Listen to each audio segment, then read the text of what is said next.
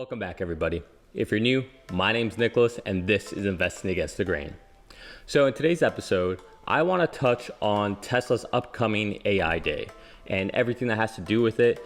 For those of you who don't know, my background's mechanical electrical engineering, and currently I'm a software systems engineer that designs data centers for a living. So I thought it might be interesting to get a different perspective maybe than what we've seen so far out there on YouTube. But before we get into that, I thought it'd be very important to go ahead and address the recent snub of Joe Biden towards Elon Musk. And frankly, I don't think Joe Biden snubbed him. Like, let's be honest. You think Elon invited him to Plaid Day? I don't think so. And obviously, AI Day was just released and announced and all the invites went out. Do you think Joe Biden got an invite for that? Probably not. So Joe Biden was probably just like, all right, Elon, you snub me, I snub you, an eye for an eye. Nah, I'm joking, of course. So in all reality, I also want to touch on this. I want to go over kind of some of the, just the laughable nature of politicians being politicians when it comes to this whole not inviting Tesla or any representatives, even if you don't like Elon in general, right? You still should have invited the company who is leading this whole revolution, which is the impetus behind your entire presentation today of getting all manufacturers to move towards 50% EVs by 2030. So we'll touch on all of that, and then we'll just go ahead and jump into the fun stuff, all the AI news and updates, and just my 2 cents from an engineering perspective. Okay, if you enjoy this type of content, do us a favor, hit the like button, hit the subscribe button, and let's go ahead and get into it. So this morning, I saw this tweet regarding the White House EV event happening today. By the time you're watching this, it's probably already happened. But what this was discussing is whether or not Tesla, which is without a doubt the most American EV company, right? They are literally the only American-made all EV company, and whether or not they would be invited to the White House's EV event. And to that, Elon retweeted saying, yeah, seems odd that Tesla wasn't invited. And once that hit, all hell broke loose.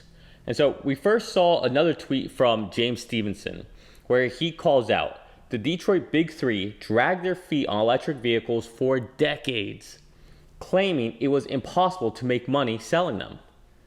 Tesla is making more profit per vehicle this year than any of them, selling only EVs. Mind you, this is an important statement because all these other automakers are losing money on EVs. Meanwhile, they're using all of their ICE or internal combustion engine vehicles to keep profitability up.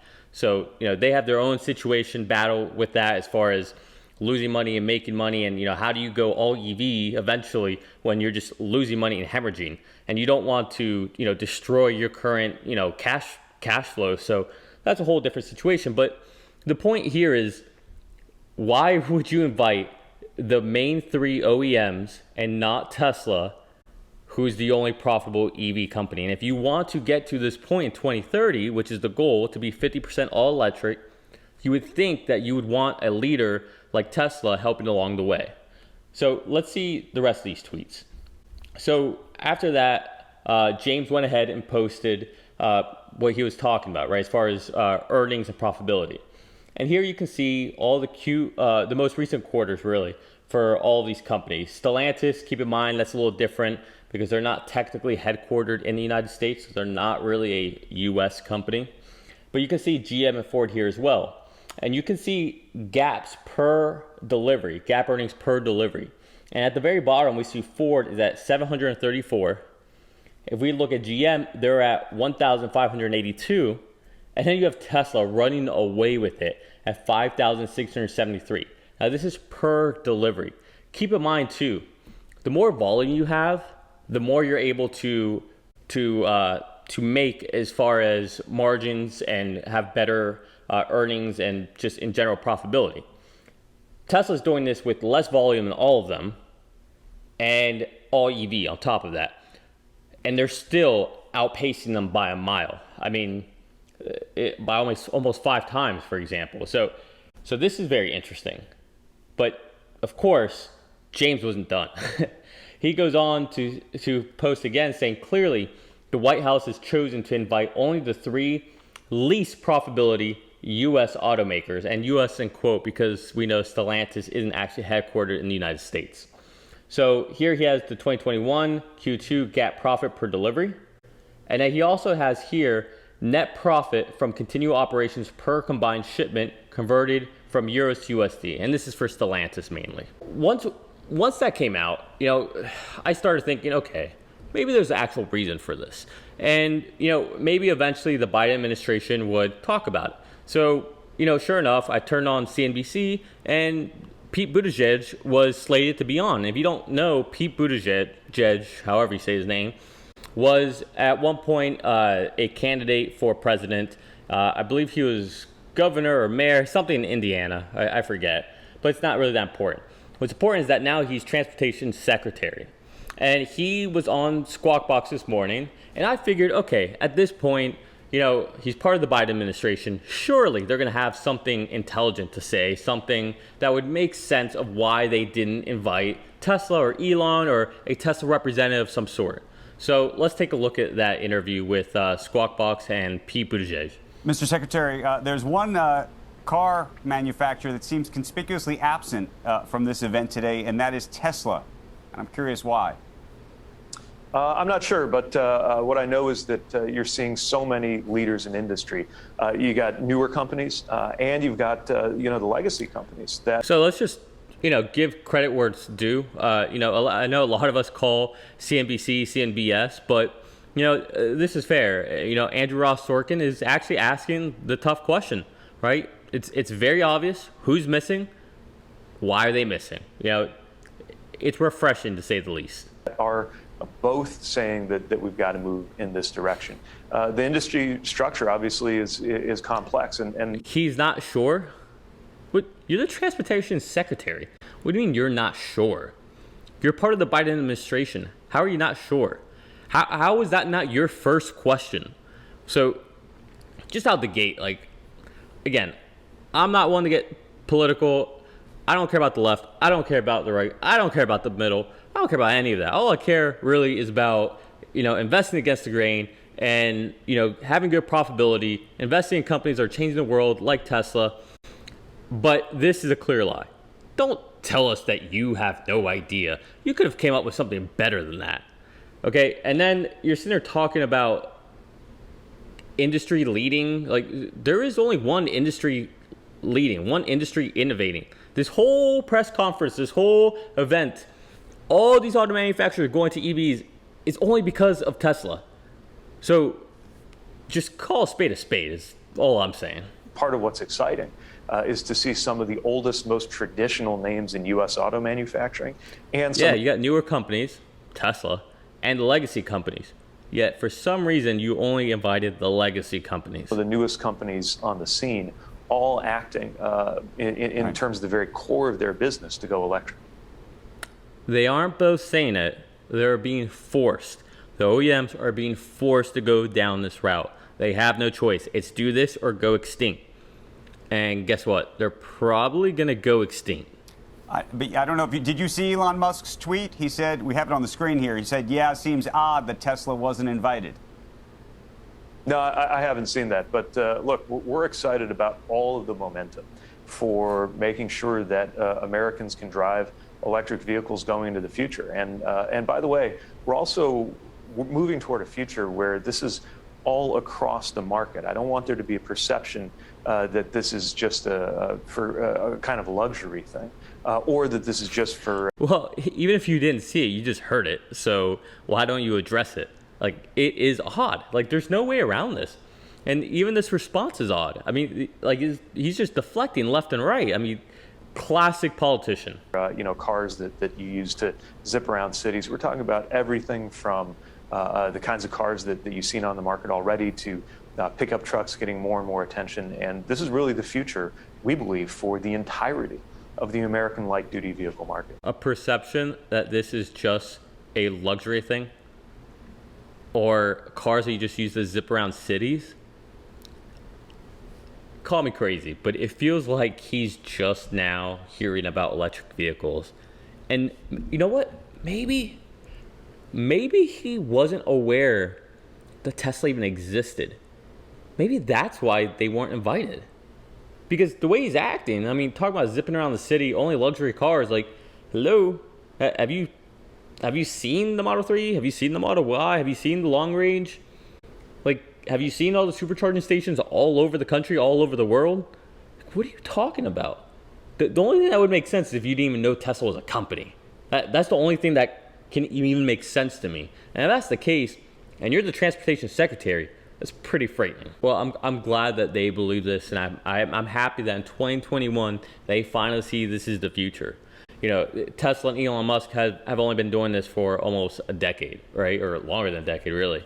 So this is just laughable. I mean, honestly, this morning I was really optimistic whenever this interview came up, thinking, oh, we're gonna get answers to our questions, but sure enough, we didn't. So you know what? I decided, hey, I'm gonna theorize about why this happened. Why did they decide not to invite Elon and Tesla or someone from the company to represent them? And so I made a list and we're gonna go over it together. So the first thing I have on my list as to reasons why maybe Tesla, Elon weren't invited is maybe just for the simple fact that they think Elon Musk is a little too outspoken.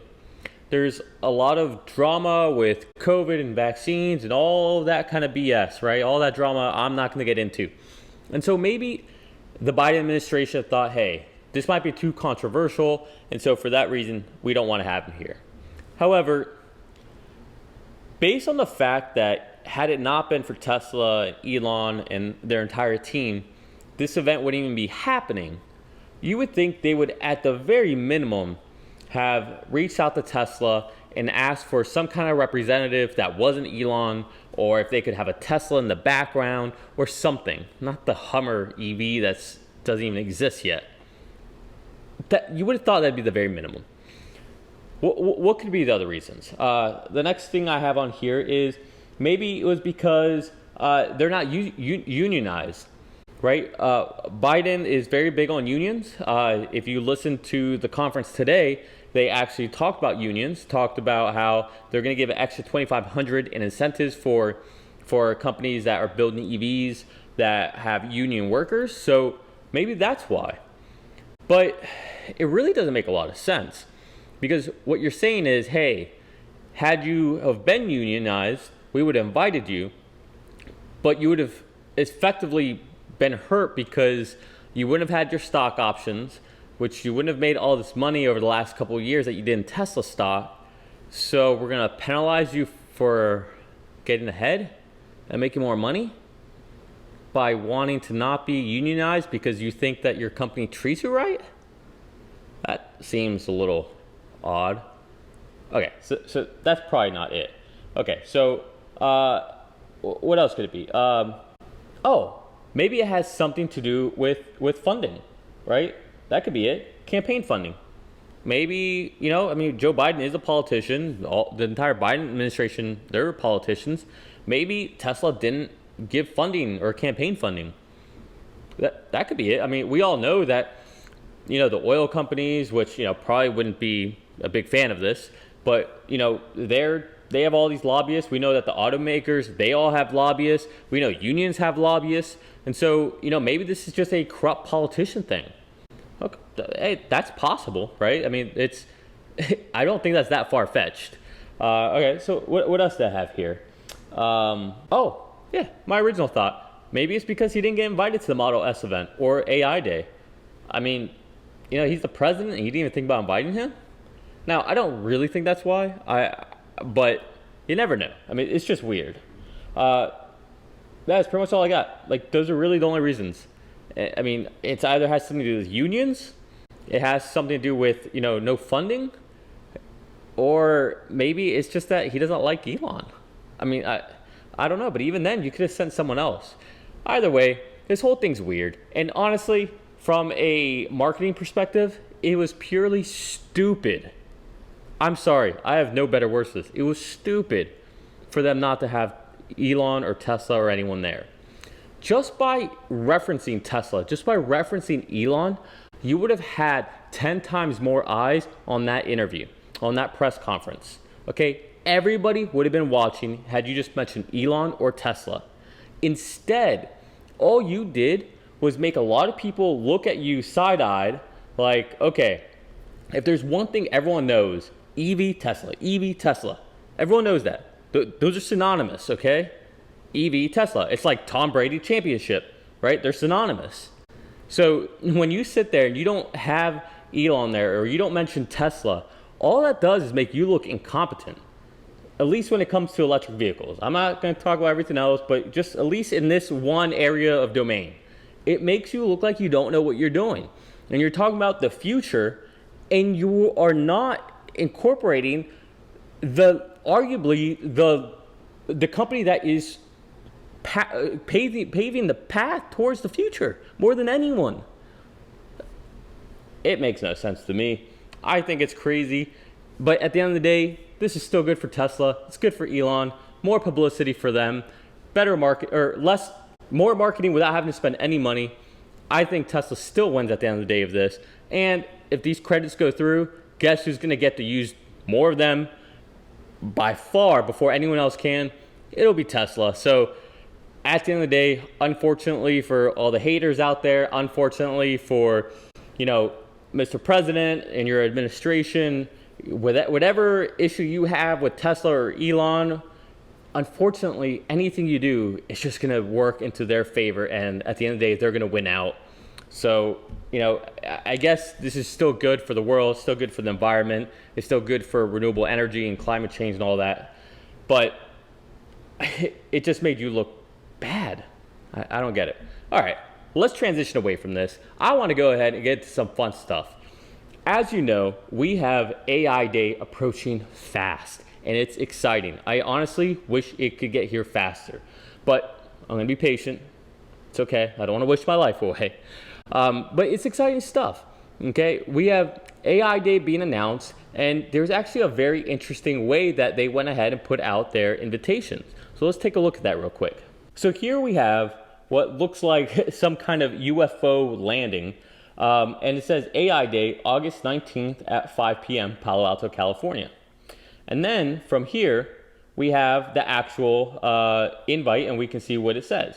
And so if we read it, it says, join us in Palo Alto, California on August 19th, 2021 at 5 p.m. This invite-only event will feature a keynote by Elon, hardware and software demos from Tesla engineers, test rides in Model S Plaid, and more. Attendees will be among the first to see our latest developments in supercomputing and neural network training. They'll also get an inside look at what's next for AI at Tesla beyond our vehicle fleet. Beyond our vehicle fleet.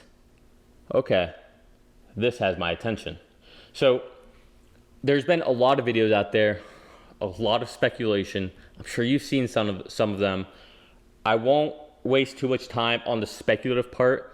I actually want to go back and take a look at this UFO looking graphic and kind of break it down a little bit. So let's do that. Okay, so going back to this UFO looking, extrapolation of what is clearly a housing, I want to start off by looking at the bottom, okay? And we're gonna make our way up and see what we can really pull away from what we're looking at.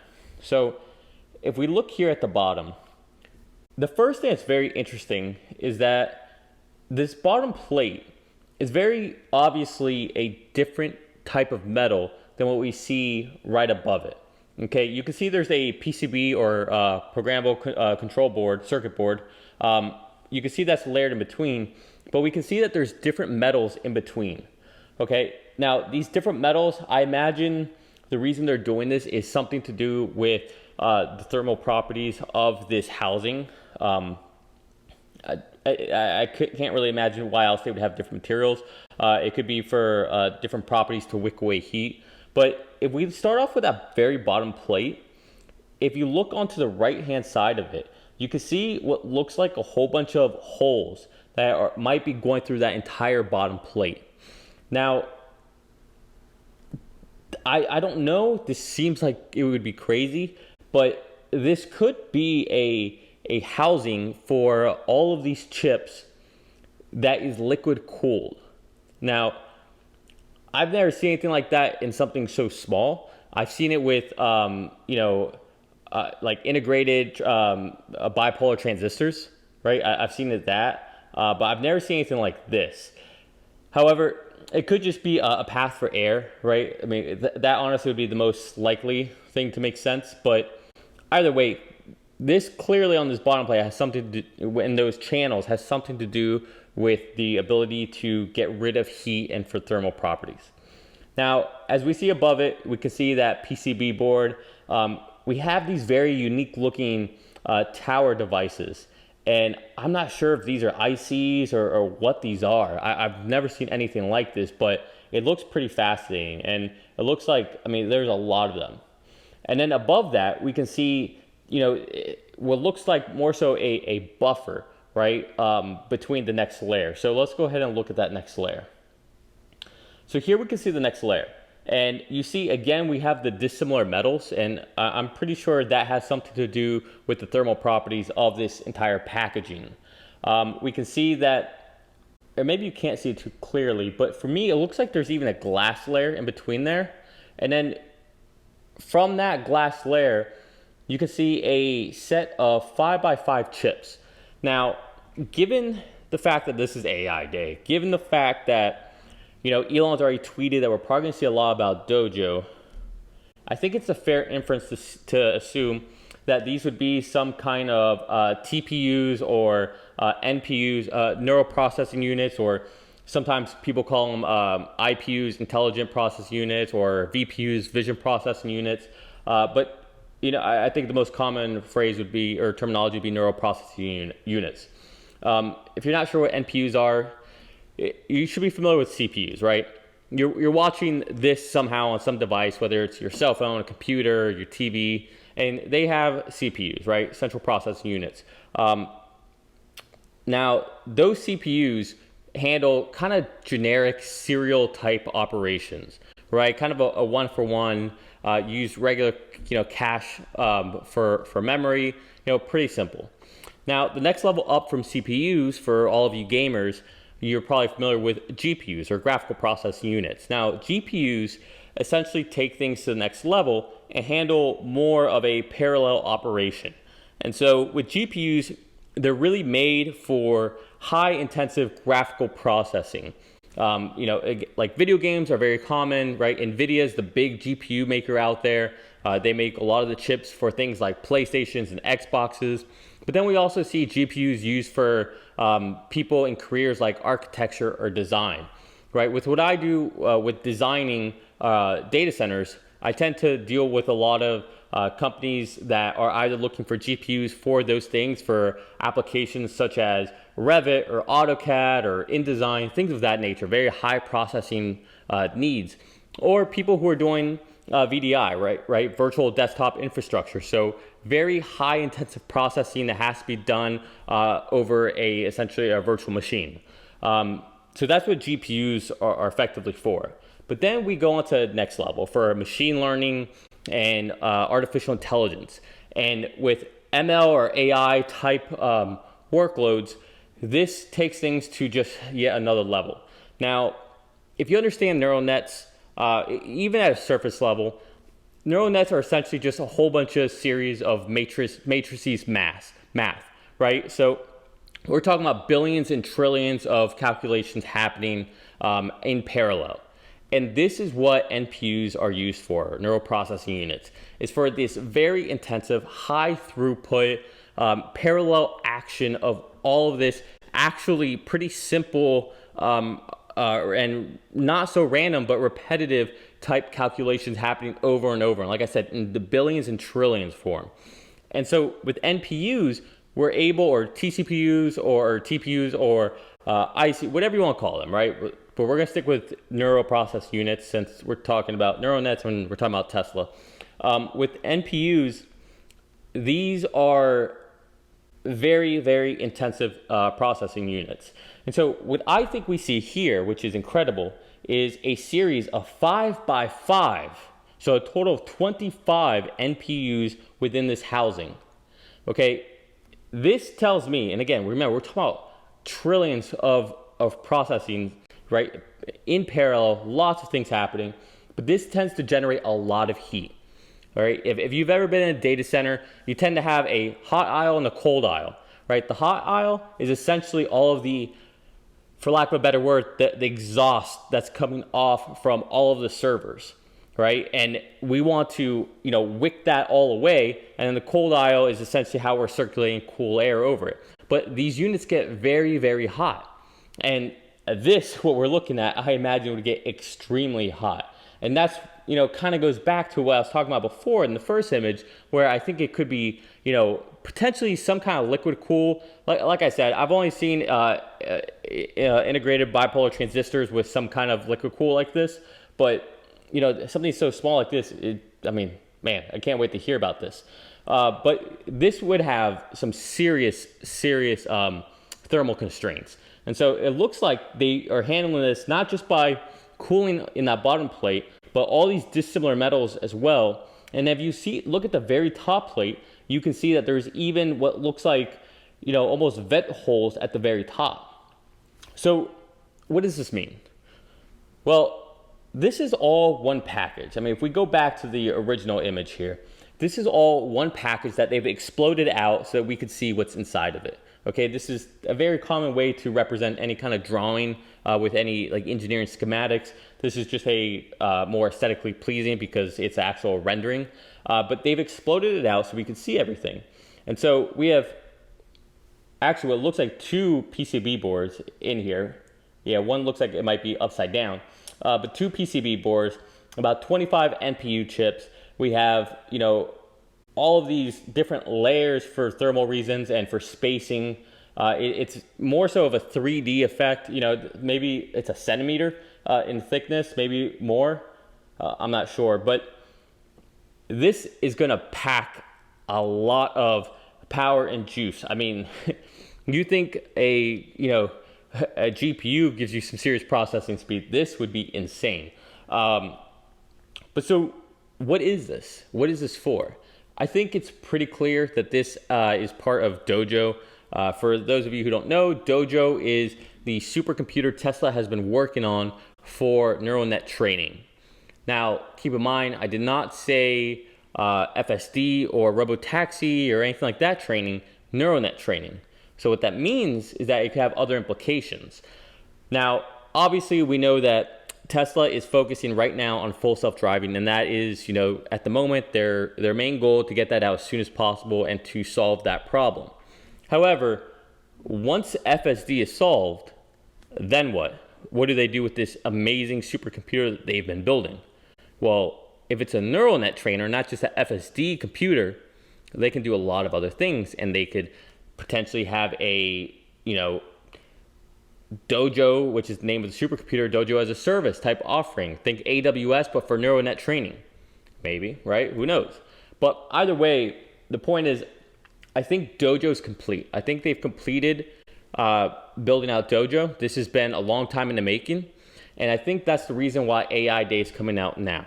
I think it's because now they actually are ready to release it. They're ready to talk about it. And they're ready to go ahead and implement Dojo for FSD. Now, I've talked about this a lot. I've talked about how I really do believe Elon at the end of this year is going to come out and say, hey, FSD is out. It's done. We've solved the problem, right? So much so that I even made a video recently, you can find it here, with Sandy Monroe confirming that he thinks the same thing, right? He's saying that he thinks that Tesla loves to surprise, Elon loves to surprise, and he thinks it's going to come out at the end of the year. How? He doesn't know, but he thinks it's going to happen. Well, I'll tell you how. I think this is how, right here. I think Dojo being complete is what's going to allow them to get to the next level. Them moving away from radar and purely vision is going to allow them to get to the next level. They're going to be iterating now every 2 weeks with a new release. I think that by the end of this year, if not by the end of this year, very close after, we will have FSD complete. But then what, right? Then what? Well, that brings us back to the actual invite. They'll also get an inside look at what's next for AI at Tesla beyond our vehicle fleet. Well, that goes back to what I was talking about with Dojo as a service, right? What else could this be used for, right? The possibilities are endless, right? And I don't want to go into speculating. I know there's been a lot of YouTube videos out there, especially talking about like humanoid type robots and things of that nature. I'm not really sure if that's where Tesla's going with this. It almost reminds me of Plaid Day, when everybody had all these expectations for, oh, they're going to announce the 4680 battery, or the 4680 battery is going to be in the Plaid, or they're going to announce the 25,000, Model 2, whatever you want to call it, vehicle. But no, it was just a Plaid event. That's all it was. And so I think when we talk about what else Tesla is working on, I don't think it's anything they've completed. I don't think it's any, a human robot's going to come out and walk around. I think more so it's going to be what it says, what they are working on, what's next, right? What is the next iteration? And what makes most sense to me would be something either in manufacturing, right, that can help the process. Maybe something with deploying solar roofs and installing them. Maybe something within the factories to help process there. Maybe even something to do with, last few step deliveries. So if you have a robotaxi fleet, you go ahead and have these, little robots that go ahead and take things out of the car, out of the trunk, out of the passenger seat, and deliver it to the front door. That could make sense. I mean, if you really think about it, I could connect all these dots. So Tesla releases the subscription service for FSD. They announce Dojo's complete. FSD starts iterating every 2 weeks. And then the next thing they're working on is final steps for delivery with the robotaxi fleet. I mean, that all kind of lines up, and it'd be pretty cool if that was, correct, because, at least it's out there in the world, and, I could brag, hey, look what I knew, but it all would just be luck and a guess at the end of the day. But either way, it's exciting stuff. I don't want to speculate too much on it because I think that kind of takes the joy out of it. I just want to be surprised. I don't want to have all these high expectations and be disappointed when I don't see, the next Siri and Alexa, but in person. Like, I don't want that. I just want to see what they have. I want to go in with low expectations and just, let the magic of Tesla, let the magic of Elon just come over us and just enjoy the day for what it is.